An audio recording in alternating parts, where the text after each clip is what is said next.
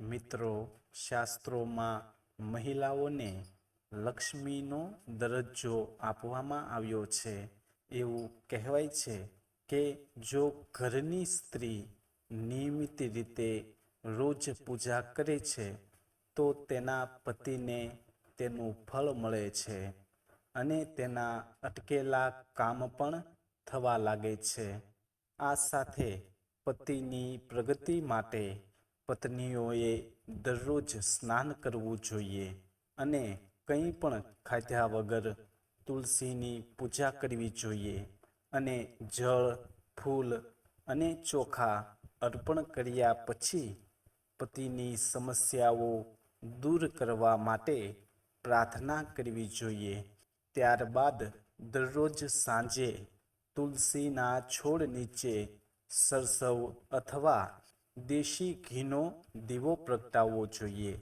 આમ કરવાથી ઘરમાં દેવી લક્ષ્મીનું આગમન થાય છે અને પતિના નસીબમાં વધારો થવા લાગે છે. પત્નીઓએ દરરોજ દેવી ગૌરી એટલે કે માતા પાર્વતીની પૂજા કરવી જોઈએ અને તેમને સિંદૂર ચડાવવું જોઈએ. તમને જણાવી દઈએ કે જે મહિલાઓ દેવી ગૌરીની પૂજા કરે છે અને તેમને સિંદૂર ચડાવે છે તેઓ હંમેશા સૌભાગ્યવતી રહે છે અને તેમની બધી મનોકામનાઓ પૂર્ણ થાય છે. માન્યતાઓ અનુસાર દરેક પરિણીત સ્ત્રી માટે ગૌરી પૂજાનું વિશેષ મહત્વ હોય છે.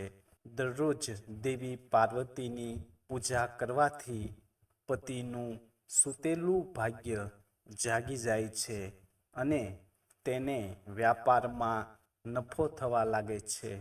જો ઘરની સ્ત્રી સૂકા નારિયેળના ટોપરામાં ખાંડ ભરીને શનિવારે સાંજે પીપળાના ઝાડ નીચે રાખે છે, તેના વિવાહિત જીવનમાં ખુશીઓ આવે છે અને જે ઘરમાં દેવી લક્ષ્મી પ્રસન્ન થાય છે તે ઘરની પ્રગતિ દિવસે ને દિવસે વધતી જાય છે અને પતિના જીવનની દરેક સમસ્યા દૂર થવા લાગે છે.